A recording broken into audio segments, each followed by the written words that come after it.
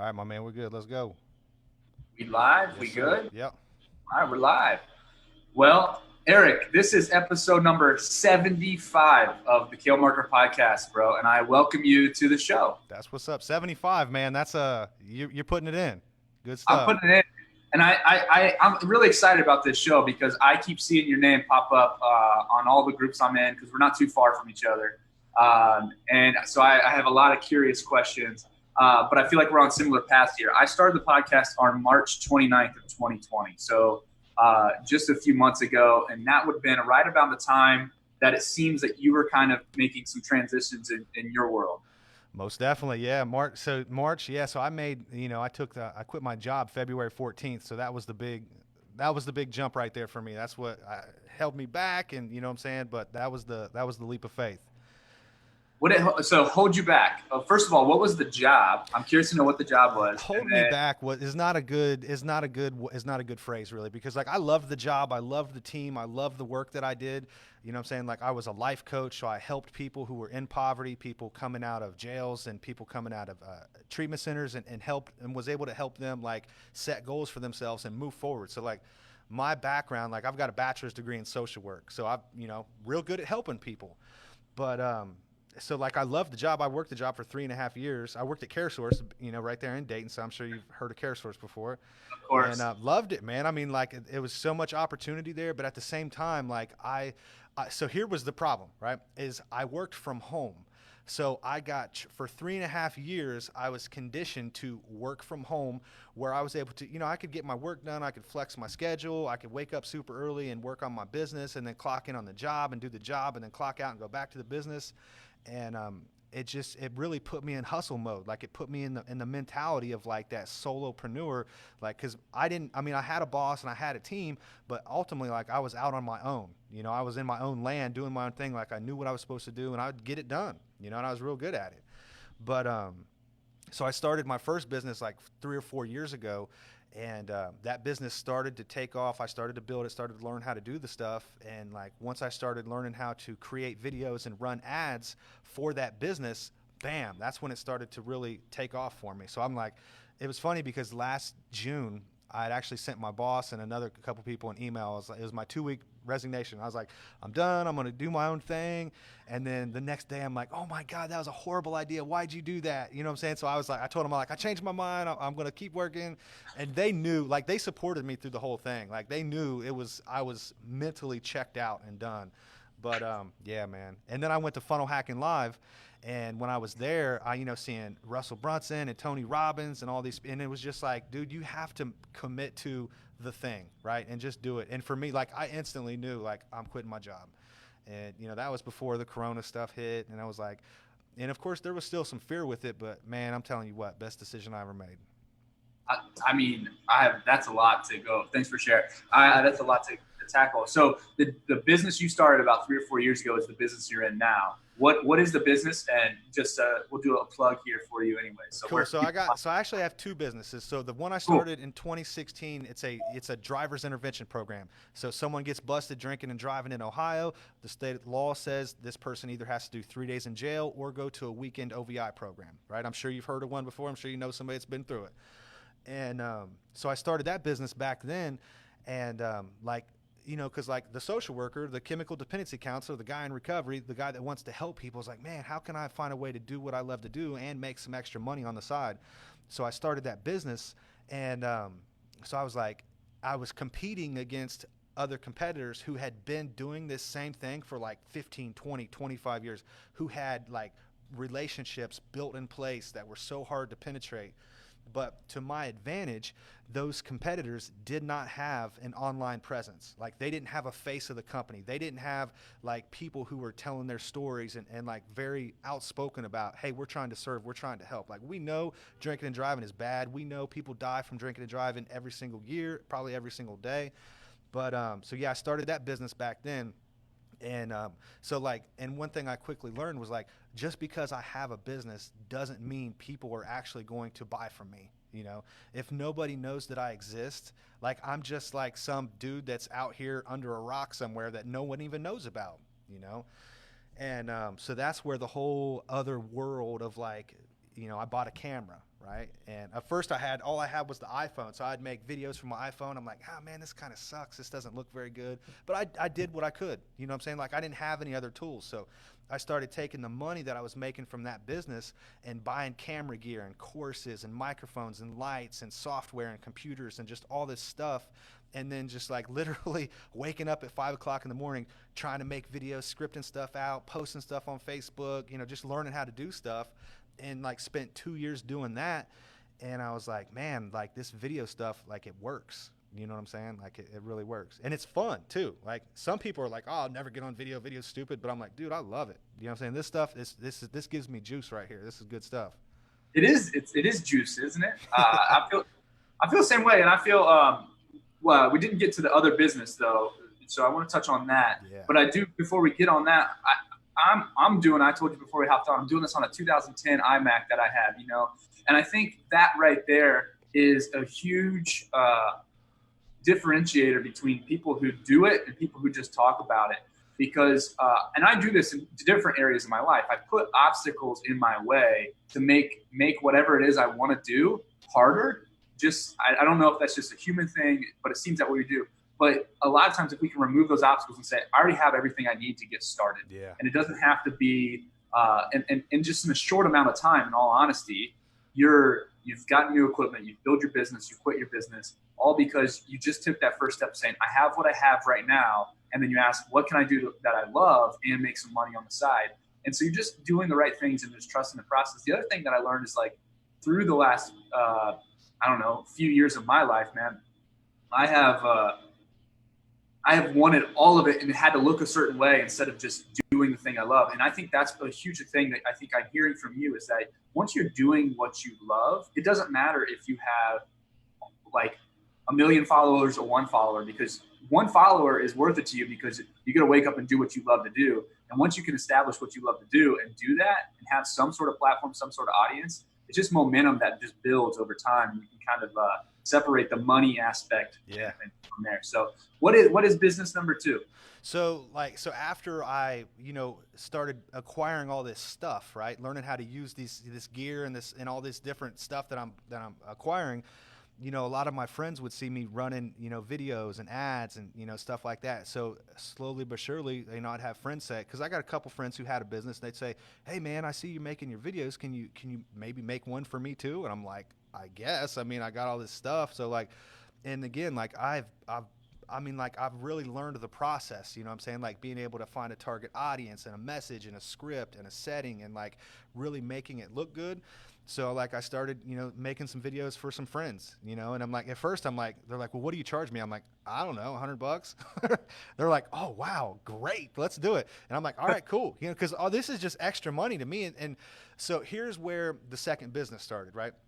Is I had the full-time job and I had the business that I was building on the side, right? And then like I was like, and I'm still like, I am not by any means like an expert videographer, I'm not an expert in anything really. I'm an expert in messing up and trying and just learning something new. That's what I'm pretty damn good at. So I was like, man, there's no way that I'm going to be able to learn how to use all this gear unless I'm actually doing it for somebody else, So I think I acquired my first paying client for my video production. So I started a video production business like, I don't know, June or July of last year. And I built the LLC. I had some help doing that, started the website, and then just it sat there for like 6 months. And then, thankfully, by the time I actually had a client, he's like, well, what's your business name so I can cut you a check? Thankfully, I was able to rattle that off because, he was able to cut me a check. But when I first sat down with this client and, in my mind, I want to create content that gets results, right? I like to be able to, I want to have a return on my investment. I want my clients to have a return on their investment. But I quickly had to learn that not everybody wants that. You know what I'm saying? Not everybody's about, making a sale. Some people just want to, build their brand or tell their story or have their team, which is cool. So I had to be able to adapt to like, what does the client want? So anyway, I remember my first deal with one of my clients was like, I was like, I'll shoot you 6 videos for $1,000. He's like, all right, deal. And I'm like, holy shit, he's gonna pay me $1,000. And I'm like, cool. So, and then so I was like, I had to set up the studio setting, and and back then I was just shooting only on the green screen. So I had the green screen, the lights, the cameras, the mic, and I would just shoot it, and I'd go home and edit it. And I'm like, oh my god, I got 6 videos to edit. How the heck am I gonna do this? But I got better at it. You know what I'm saying? Because like the time it would take me to script a video, shoot a video, edit a video, publish a video, like I don't have, we've all got 24 hours in a day. Like I'm not Superman, and like I just didn't have all the time in the world. But when I started to get paid to do it for other people and could learn on their dime, I was like, man, this isn't bad. So, one client leads to 2 and leads to, continuous work. So that's kind of how I started the video production business. And so like right around that same time, I'm like, man, and this is like, I'm all in Russell Brunson, ClickFunnels, you know what I'm saying? Doing this and doing that, just trying to, tell my story. And then I went to Funnel Hacking Live, and Tony Robbins spits that fire at you, and he's like, you know what I'm saying? Like, you just are left with no choice but to do the thing that you're called to do.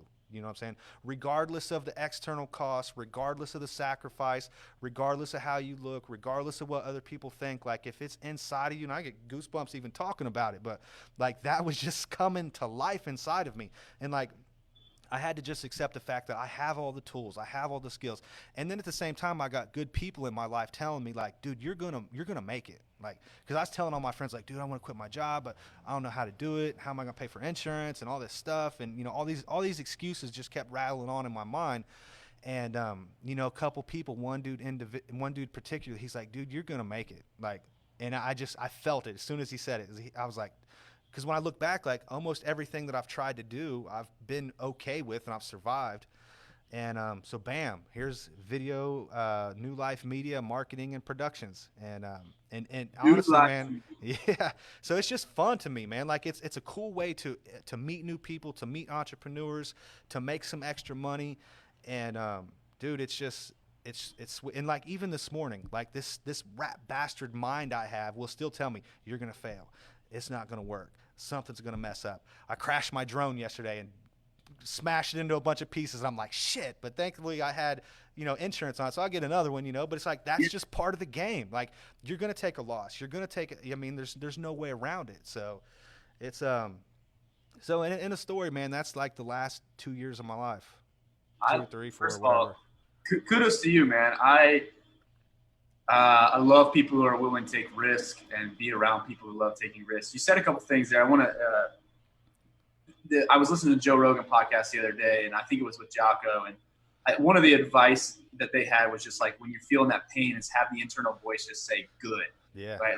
Good. And it's kind of like when you were talking about the rat in your head, it's like, you're going to fail. You're going to do this. It's just in my mind, I instantly went there. I'm like, that's the moment to say good, good, because it's really, you're right here. You get to do it. You're doing the things you want to be doing. And of course you're going to have these things, but you said something really, really, really important that I think is important is no matter the external cost, if it's inside of you, then you need to go do it.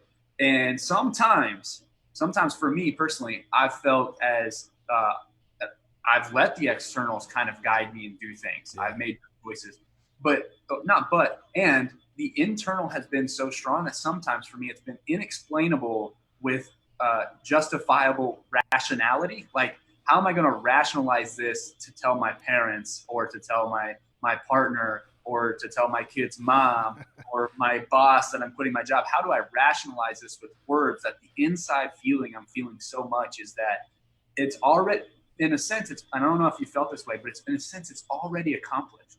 It's all like internally, it's already accomplished.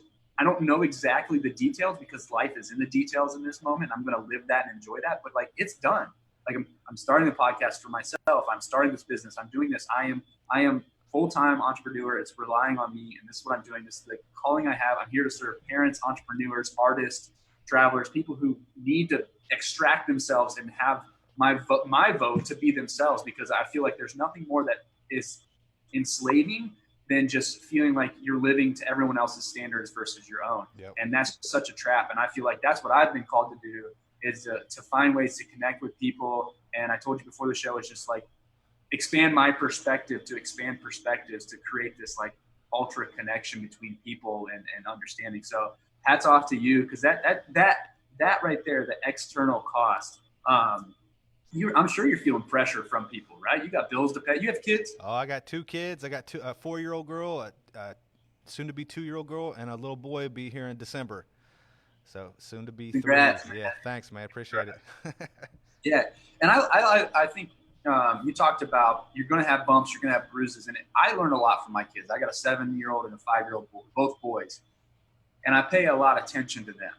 And they have this certain resiliency, and I think that's the thing about entrepreneurship is that we can learn a lot. It's like when you're learning to walk, right? Like you're falling down left and right, but you don't quit. You're determined. You're focused on that goal. When you're riding a bike, you fall off, you bump your bruises. You know, some kids hop on it a little sooner and get it. Some take a little longer, but the perseverance and the grit of kids is something that's crazy. So the one thing that I wanted to touch on there is where do you get your adaptation muscle?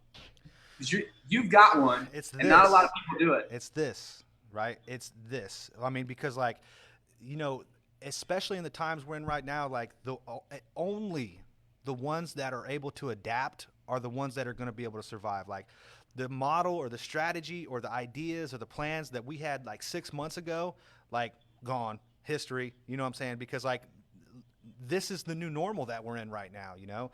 And, you know, I've listened to like, I'm telling you what, I've bought so many freaking courses and just had so many different people pouring into me over the years. And I remember one in particular, Ty Lopez's 67 Steps. Like lesson number 1 is on adaptability, right?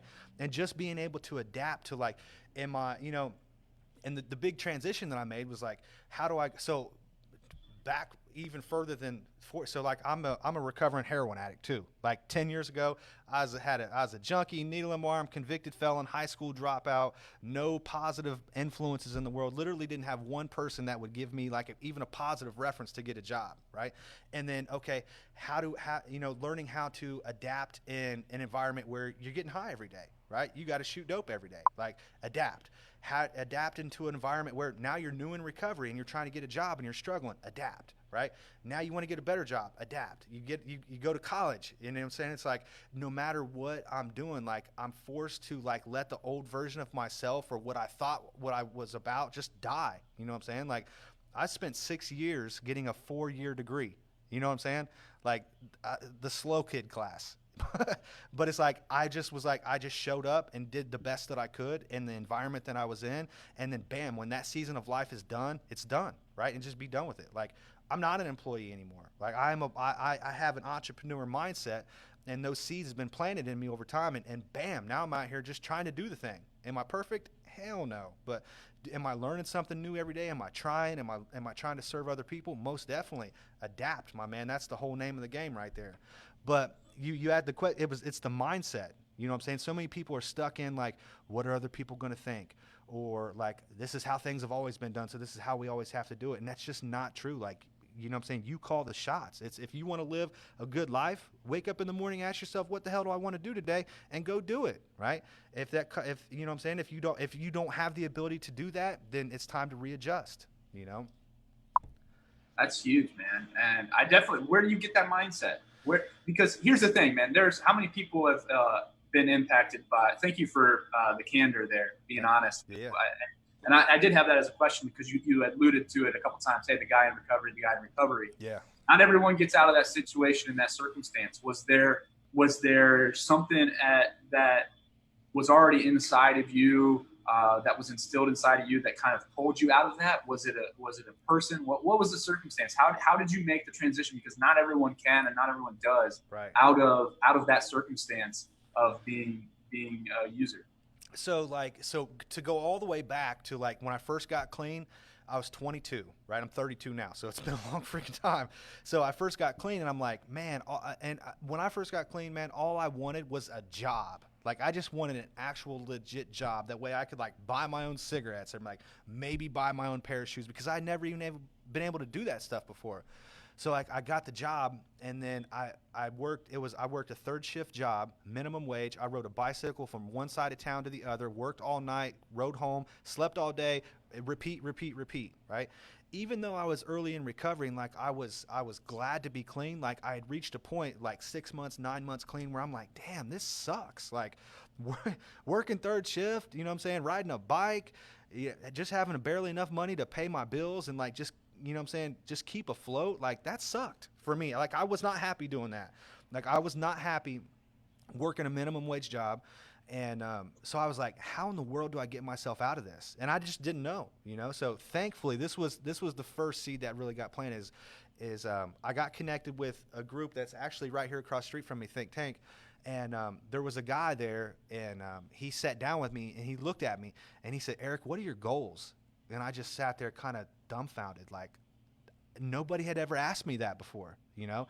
And I remember telling him, dude, I was like, I want to get my GED, I want to open a bank account, and I want to get health insurance. You know, I thought a GED was the only way I could possibly get a better job. Right? I didn't think it was possible. I wanted the bank account because I was tired of paying, you know, $4 a week to cash my paycheck at a check store or corner store or wherever. And I wanted health insurance because like I'd been shooting dope for 5 or 7 years. You know what I'm saying? I didn't know if I had some freaking disease or, you know what I'm saying? I just didn't know. And this was the hit. He said, all right, Eric, if your goal is this, right?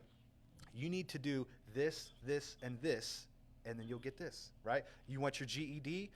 Call the community college, schedule your test, pay for the test, take the test. And if you do that, bam, now you done knocked out that goal right there. I'm like, that's it? That's all I have to do? And he's like, yeah. And he's like, you want a bank account? Take your ID and your paycheck down to West Banco and tell them you want to open a bank account. I'm like, that's it? So I went and got my debit card. I went and took the GED. I passed that. You know, back in 2010, it just wasn't in the cards for a single man to get health insurance, you know, not like it is today. But that dude taught me something, right? He taught me to identify what I want, right? And then connect with somebody who knows the steps to get me to what I want and simply do what they tell me to do, right? And if I'm willing, because I'll work hard, you know what I'm saying? Like if I know what to do and I know what I want and someone's guiding me down that path, you know what I'm saying? So I got the GED, got the bank account. I'm like, I want to go to college. Went to college, got a degree, got another degree, got a better job, got a house, bought cars, got a better job. You know what I'm saying? Had kids, family, all this different stuff. You know what I'm saying? And it's like, and it's the same today. Like, okay, I want to buy this live streaming gear and I want to learn how to use it. Okay, get the gear, figure out who knows how to use it really well, and learn from them. Oh, they have a course for a couple $100. Buy it, watch it, do it. That's it. You know what I'm saying? So that's the mind shift right there. Buy it, watch it, do it. I guess. I love it. I mean, you're speaking to a lot of things, though, because one of the things you said is like, that's it. And I didn't even know that was possible. I was listening to, I think it was Kevin Hart talking about, it was on a podcast, or I think it was on Joe Rogan again. I listen to so much Joe Rogan while I'm driving. And he was talking about like, when he was growing up, he didn't realize the first time he saw a multi-million-dollar home, he didn't realize that that was just one person's house.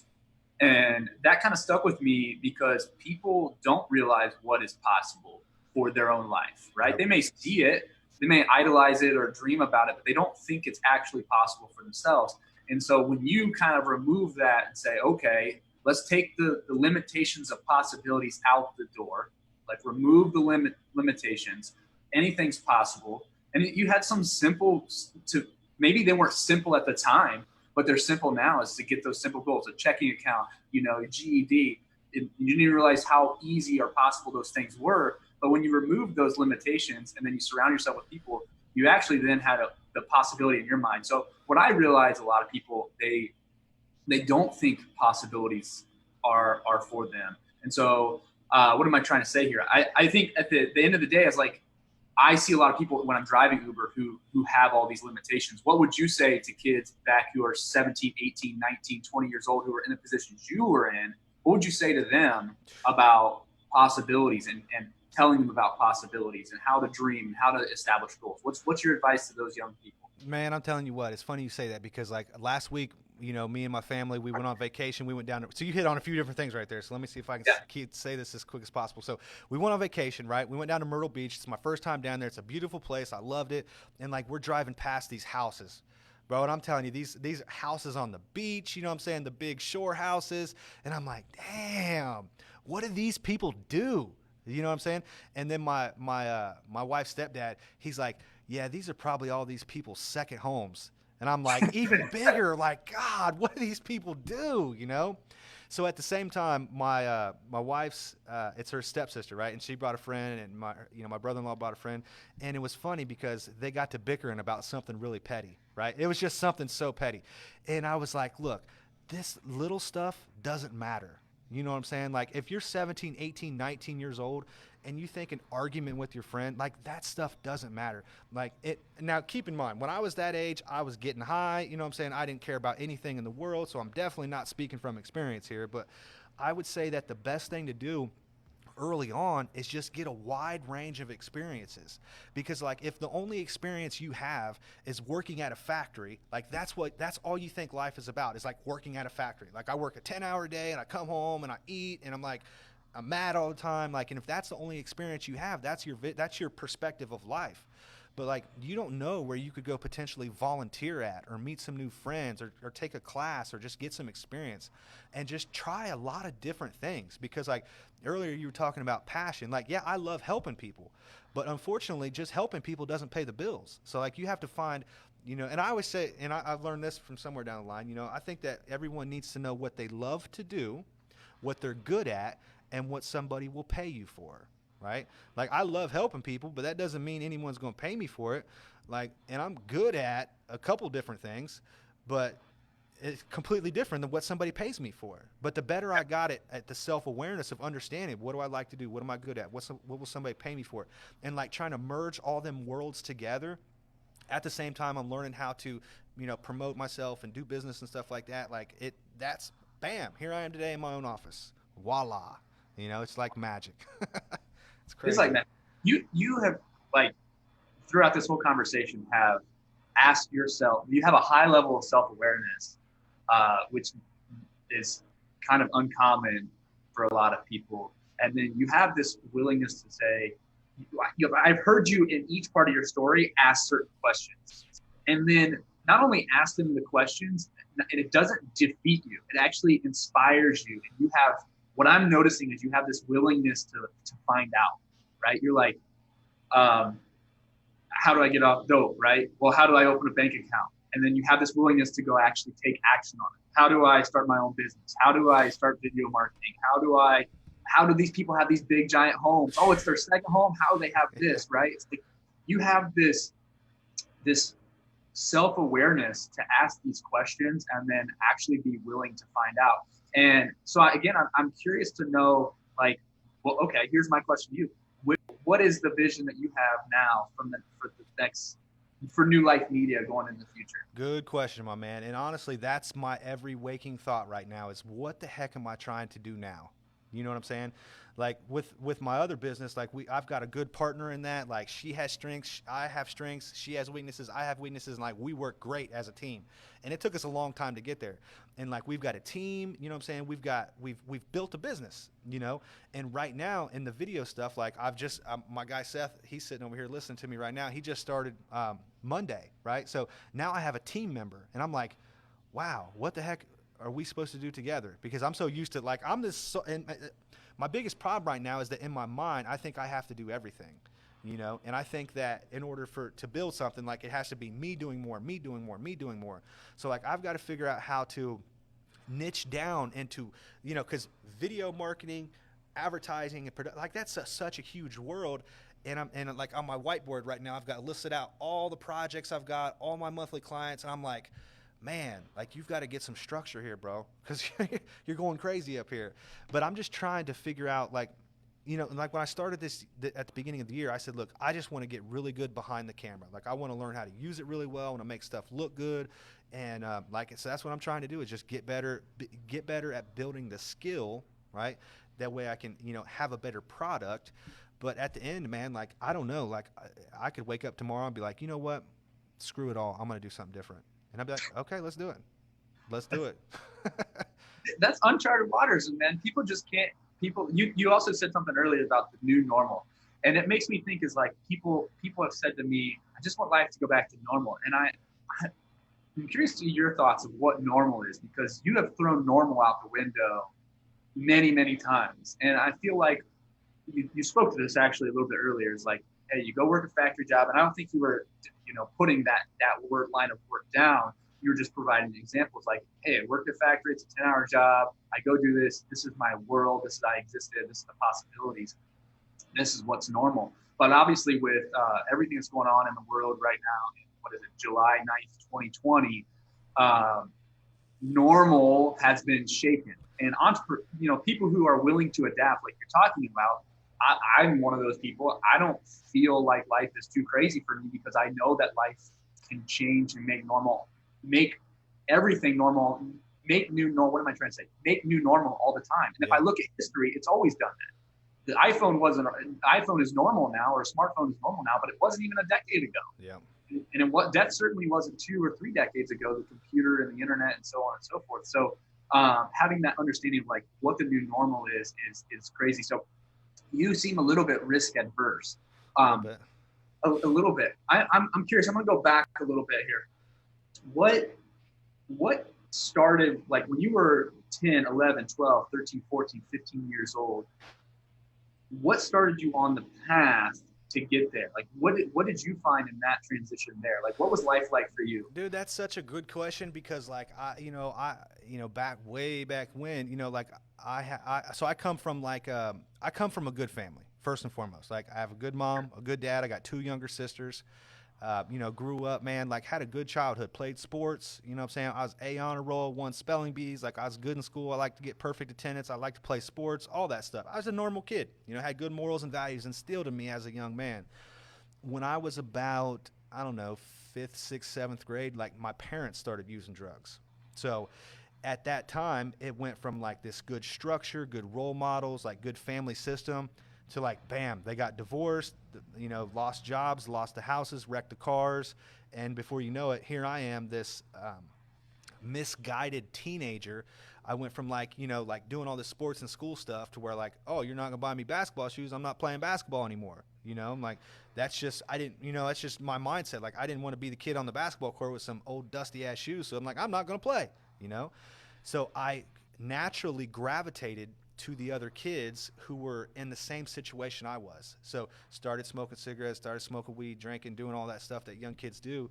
And like and then life just was something completely different. Cause like I had, like I said, I had good morals and good values growing up, but at like, I don't know, however old you are in like 6th or 7th grade, 13 or 14, I started down a different path. So like I've tried to do so much soul searching and work on my past where I was like, because a lot of people say, well, what did you love to do as a kid? And I'm like, I got high. You know what I'm saying? So like, I don't want to revert back to that. So I really feel like when I got clean at 22 and really started to get some experiences, like, because what happened when I was using during those years is my mind stopped developing. Right. So I wasn't having normal experiences that other kids were having. Like I wasn't in intimate I didn't have, like I got high, no girlfriends, no, none of that stuff. Like there was like, it was get high and find ways and means to get high. That was all life right there. So like, I never had that, like I didn't, dropped out of high school, didn't do the high school sports, none of that stuff, so didn't do college early on, like right out of high school. So like, I honestly, man, I just accept that for what it is. Like it was my experience. It's what happened. There's a lot of people that go through that. I try to guide them down the right path. Sometimes it works, sometimes it doesn't. But what I'm saying, man, like you started talking about the new normal for a second. And I think that normal for me right now, and what's been normal for the past, 5 or 6 years is just growth.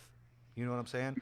Like whatever growth looks like for me. And, right now I'm trying to do some different things, but a year ago, I would have never guessed I'd be doing what I'm doing right now. So normal for me is growth, right? And it's just doing something new and trying to become the strongest version of myself, as Elliot Holtz would say. But and that's just that. And those are like, that's what's been planted inside of me, and those are the seeds that have grown. So that's how I try to live my life. Make mistakes, look stupid. Some people either love me or hate me. You know what I'm saying? It's really, and they usually start out hating me and then they kind of like me a little bit and then they go back to hating me again. That's usually how it works. But I mean, that's just me. You know what I'm saying? Like I've learned that I just have to be myself, and I change my mind and I have different ideas. And if my wife is listening, she'd be like, dude, your ideas are dumb 90% of the time. And she's right. 90% of the time they are dumb. But every once in a while, I'll have a good one and I'll go with it. I'll try. And dude, there's so much in that right there. First of all, thanks for going back and kind of sharing the stories a little bit. You might fail 90% of the time, but because you're willing, you're going to find success in that 10% of the time. And it's going to be explosive. Whereas people, I put a post out and it's still on my mind. I'm still kind of thinking about it. It was like, how many Kevin Hart's, Adam Sandler's, Jim Carrey's, The Rock's are actually out there, but because they're not willing to fail and put themselves out there, legitimately like put themselves out there. Because if you've seen Jim Carrey, I mean, he does some crazy shit, he does some really crazy shit, right? And that takes some extreme vulnerability. But how many of those people are as funny as them, as talented as they are, but don't actually put themselves out there because they're afraid of people's judgment and afraid of those failing moments? And so I'm sure your wife's lovely and stuff, but it's like there are a lot of people who are really afraid to put their ideas out there, and they'd rather stay guarded and stay back. And I honestly, the reason I bring that up is because I'm making a part of my mission to extract that out. I think everything that like I can't imagine the world without Kevin Hart, Jim Carrey, Adam Sandler, Richard Pryor, like people like this. It would be a very dull and boring world if people like that didn't come out and express themselves. And so to me, is that it would be really dull and boring if people weren't like that. What if more people were, themselves in those situations? What if we create an environment that more people feel confident and comfortable enough to express themselves and express their artwork and express their ideas and have a willingness to figure it out along the way? I think the world would be an even better place to live in. So I have two more questions. I have two more questions before we hop off here. Go ahead. One is, so through that time of teenagers, you talked about, hey, my brain didn't develop right, and I wasn't doing the things that kids were doing. And you said you were also reflecting. What skills through that time frame, through 15 through 22, because I believe we've learned something and take something for everything. What are the skills that you actually acquired or you think you acquired during those times that are benefiting you today? It might be a challenging question. I naturally want to say none. You know what I'm saying? Like, because like I would, you know what I'm saying? Like I was never like the player, the pimp, the hustler, the drug dealer. I was a drug addict. You know what I'm saying? Like I was a liar. I would, steal from you. I would manipulate you. I would, I was just a vicious. I was an addict. You know what I'm saying? Like the people that are walking down the street right now struggling to get dope, like that was me. So I guess dude, and like was so hopeless. You know what I'm saying? I guess the best thing I had done was reach bottom. You know what I'm saying? I remember before I went back to treatment and got clean this last time I got clean, I was like, I remember saying to myself, God, if this is it, I don't want to do it anymore. You know what I'm saying? Like I remember being 21 and just had no vision for my life. Like it was just miserable. You know what I'm saying? So I think reaching that point was probably the greatest skill that I developed, because when I got that first job, I was like so grateful for it. Like, thank God someone's actually going to give me a chance, And like when I was able to start going to school and get my GED and doing all this stuff, I'm like, man, thank God. Because like I remember where I came from. Like I remember sleeping in a freaking car, you know what I'm saying, with snow out there on the ground, sleeping in my friend's car because like I just had nowhere to go, you know what I'm saying? And like I remember those experiences to this day. Like I will never forget that stuff. That's why anytime I got a little problem going on today, I'm like, boy, you ain't got no problem. You've had problems, you know what I'm saying? This is nothing, right? This is nothing. And that's the mindset that I have. I'm like, I've been on the bottom, you know what I'm saying? Like, and I know what that feels like. That's why I can identify with people. That's why when I see somebody coming out of treatment or jail, like, bro, I've been there. I know what that feels like. And trust me, like the sky is the limit right now. But so many people don't have an open mind enough and the willingness to learn from other people. And they're just scared to ask for help, And I think one of my greatest assets today is like, trust me, if I want to learn something, I'm reaching out. I'm going to find the person who knows how to do it, and I'm going to learn from them. And I'm not scared to ask for help. And I think if there was any skill that came out of that, because a lot of people say, oh, I'm a hustler, I'm a smooth talker, I could talk to anybody. That's not me. Like, I don't have that gift of gab. You know what I'm saying? Like, I just don't. And I'm not good with money. I wasn't good with money back then. If I had $100, I was buying $100 worth of dope. You know what I'm saying?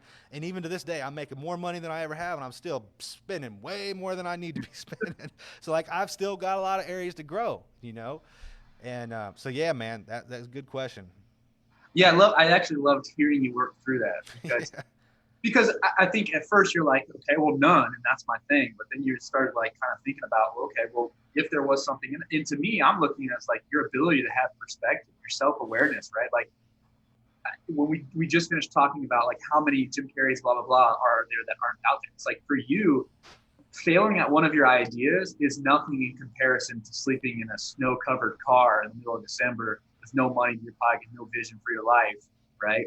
So trying to execute on one of your ideas and having the idea like, if I fail, it'll be okay Yeah. because it'll still be way better than what it was. Yep. Like my only goal is that I hope that people don't have to go as far down as that, right, in order to then find the success that you've had or find the perspective. But it definitely happens on a very frequent basis. The other thing I think that just as I'm hearing you talk through, it's like you did have like a singular focus and an ability to like achieve a goal. Whether at that point it was like, I need dope, I'm getting dope, and I'll use every means necessary. So you did develop kind of in a sense that skill, right? I'm starting a podcast, I'm starting a digital marketing agency. That's my focus. That's what I'm going to do. I'm going to go get it. So you've developed that little bit of hustle.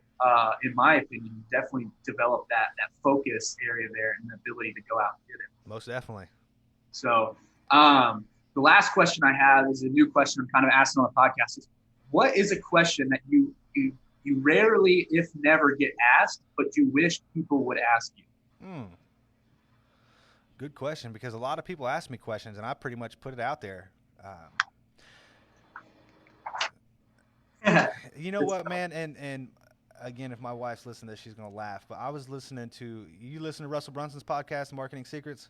I do. So he put out one the other day, and he talked about, he said, you need to ask the people in your life that you're closest to these 3 questions, right? He said, you need to ask somebody to ask you. So let me make sure I phrase this right. So what are some things that I need to keep doing? What are some things that I need to start doing? And what are some things that I need to stop doing? Right? Yeah. You know what I'm saying? And like, just because those 3 questions right there, like, get straight to the point. Like, if you're in an environment where like you're comfortable, you're with somebody that you care about, and I look at you and I say, Cale, what are some things that I should stop doing? Right? And then just put myself out there and be vulnerable enough to say, and you're like, hey, bro, you're kind of like an egotistical asshole sometimes. Maybe you could stop doing that. And I could say, man, I appreciate that. Like, give me an example. Because if I can't see it, I can't change it. I can't stop it, And then what are some things that I could start doing? Well, bro, you've put on about 20 or 25 pounds over the past year or two. Maybe you could, like, watch what you're eating, or just something like that. But it's like, I wouldn't ask those questions to a random stranger. And if a random stranger asked them to me, I would give them some fluff answer. But like, I wish, more people would ask me, or maybe tell me some things that I need to stop doing, right? Or start doing, or could do better. Because for the longest time, especially early on in my recovery, for the first like 6-7 years, I had built this. It's a facade, right? It's a front, right? I built this facade that, wow, Eric's been clean for all these years. He's got a job. He's got a wife and all this stuff. Like, he must really have it going on. And that's so far from the truth. Like, I'm doing well, but you know what I'm saying? Like, we never have it all together. And it's like now where I'm like this baby entrepreneur, this baby Christian, right? I'm a new father. I'm a new husband. I've been married 5 years, but I'm a new husband. Like, I want to be married for 50 years. Like, I need somebody with 50 years of experience in marriage to say, hey, son, maybe you need to be doing this a little bit different, right? Because I don't know why, but there's only a handful of people that will be direct enough with me to say, hey, that's a stupid idea, or that's a dumb idea, And I need to hear that stuff, because if I'm running off this thing 24/7, shit, son, watch out. Something's going to break today, because Eric's going to be out here trying to, do whatever he wants to do. And honestly, man, like, I still have bad ideas most days. But good question, man. Really good. And I asked my wife that the other night, and I didn't even want to ask her that because I already knew the answer. You know what I'm saying? I already knew the answer. I just want to be able to have those open, conversations, and just be able to, like, but because of that conversation, I did 2 loads of laundry yesterday. I took out the trash. You know what I'm saying? Like, no, do I deserve an award for it? Hell no. But, like, I just want her to know, like, hey, I hear you. I appreciate you. I love you. And I know that you work your tail off raising our daughters all day long. And, like, I just want to be here to support you, That's amazing, dude. Kudos to you, because you said something right there. Just talk back to the possibilities.